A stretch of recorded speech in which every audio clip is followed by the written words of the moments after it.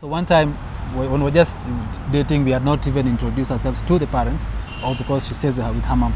And so one time I'd gone for a mission, and I was away for some time. So I come back and she didn't have a phone then. This was 2008, and then she was using her mom's phone. So ilikuwa jioni anakuja, anachukua simu, tunaanza kuchat. So one time nimetoka mission, nimechoka, nikalalia simu.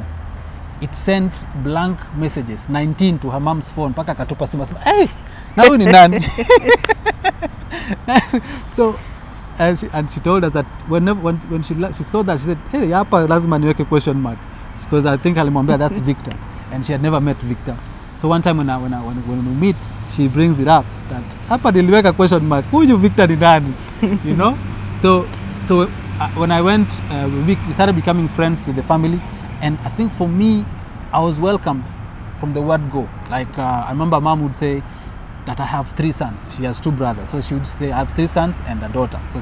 So I was in a way received very well. This is, for me, I would say this was strange and also beautiful.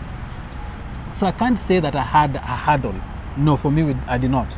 Unless there was na mimi sina habari.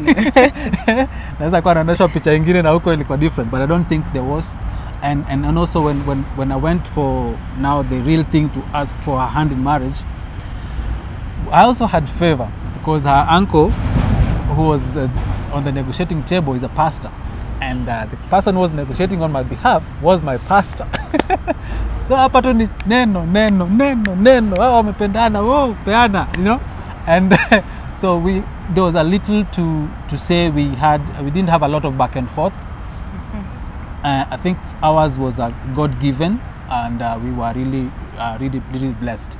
For us, I think we normally say that ours was a blessing. God just said, tunataka kubariki hawa, and we were allowed to get married. We were not given atukuambiwa and then imrudi. We were actually really favored. I'd say whenever we went, that was it. They said, sawa, na harusi, and then that was a bit close. Nafaa tuwapige fine, but they overlooked it. And so for me, I can say, for me, that was favor. Yeah, that's God's favor for me, and we were really blessed at that time.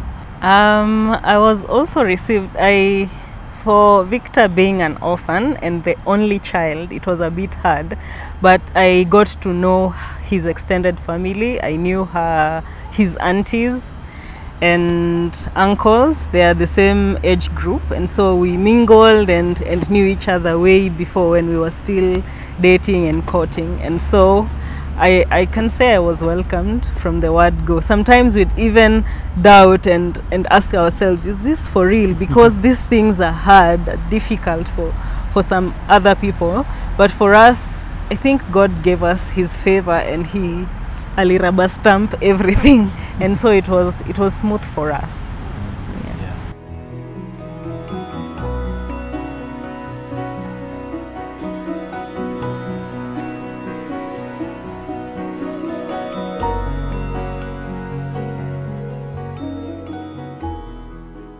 One of the things that I came to learn from our experience, when we met, we dated straight 4 years, then got married. Challenge comes when someone is dating this one, dating that one, it will be hard to decide, to choose. Oh, nikichagua huyu ataona aje, how is this family? Sometimes 3 families know you. And you're in Nairobi, you know? Nairobi ni ndogo, alafu online pia iko. So it mulikas you. So I think if you're not ready to do this business, just relax. If you're a student, soma. This time will come. If you have seen someone, say, okay, but acha nimalize hii. Then if I want to continue, I'll continue. I tell young people from my church that, hey, do not just date for the sake of dating. Okay, you can kunywa coffee as friends.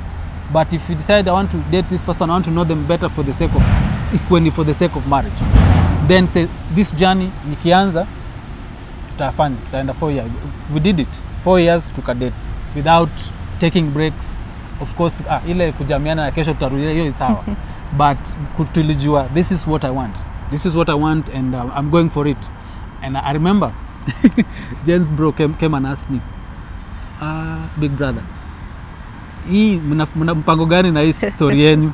Kaambia mimi natafuta bibi, and as much as bado it's in 4 years natafuta bibi, so whatever I'm doing right now is for a wife, not for a kuchoma hapa pesa. Those times SMS ilikuwa 5 bwana, shilingi 5 ilikuwa mingi, so imagine you send 10 messages, that's 50 shillings gone.